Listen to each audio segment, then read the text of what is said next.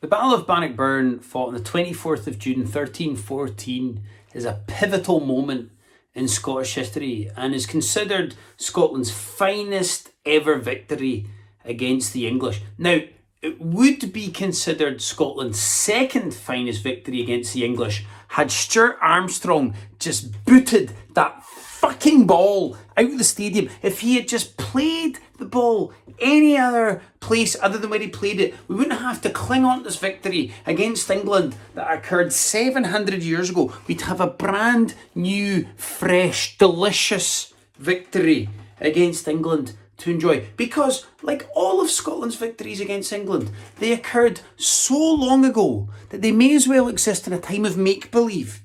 A time when, you know how your parents used to tell you that when they were kids, when they went to school, the snow would be so deep that they had to walk on the fence posts to get to school, which was never cancelled, by the way. And that on the television, there was only 2 channels. And on one of those channels, there was inevitably Scotland beating England at something. It was just commonplace. To be honest with you, Daniel, it became quite boring. Do you know what I mean? Well, fuck you, you baby booming bastards. Away and buy your council house for a tenner. You have no idea what it was like to grow up during the Bertie Votes era of Scottish football. That's proper misery for you. Now anyway, 600 years before the Battle of Bannockburn, an equally significant battle occurred in Scottish history. It's called the Battle of It's called the Battle of Dinnikin, and occurred in the year 685 AD. And it was fought between the Northumbrian Angles and the Picts. Now the Angles, they were stretching further and further into Scotland, but they overstretched themselves and they were defeated by the Picts at the Battle of Dinnikin. And the reason why this is such a significant battle is because if the Picts hadn't had won that battle, then Scotland would almost certainly not be a Celtic country and the whole of the British Isles would have been anglicised, which is a simply horrific thought.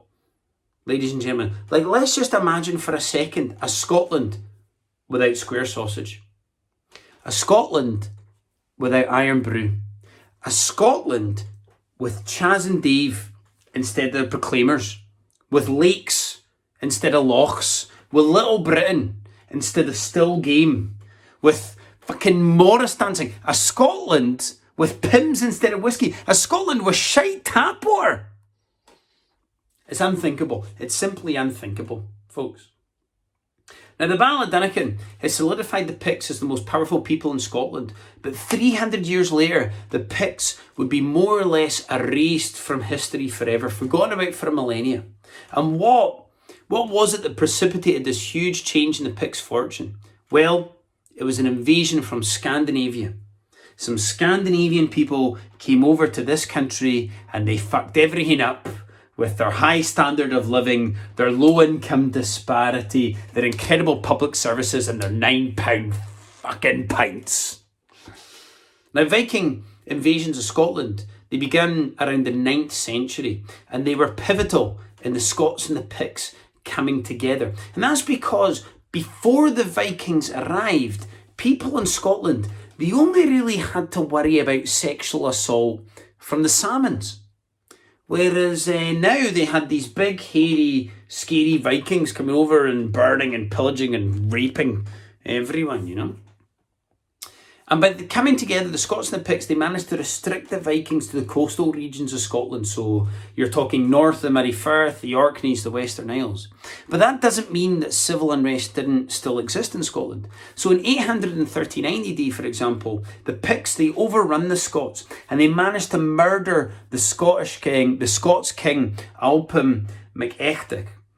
And in the immediate aftermath of their victory against the Scots, the Vikings then launched an attack against the Picts and they managed to murder most of the Pictish kings. Now, this created a power vacuum in Scotland, which Alpin's son, Kenneth MacAlpin, managed to exploit. So Kenneth MacAlpin, he becomes the first king of Dalriada and of Pictland. He becomes the first king of the Scots and of the Picts. And thus creates a new kingdom, a kingdom of Alba. And Kenneth MacAlpin is generally accepted as the first king of Scotland. Now, Scotland as we know it today, i.e. including the lowlands, that didn't come to pass until 1018, when the Scottish King Malcolm II, he teamed up with the King of Strathclyde and he took on the Northumbrian Angles for one last go, one last attempt to drive them out of Scotland altogether.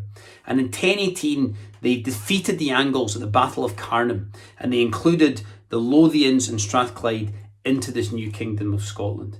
It meant that Edinburgh was under Scottish control for the first time in 400 years, although Edinburgh did decide to keep a hold of private schools, cricket and Murrayfield as an ode to their English overlords of the past.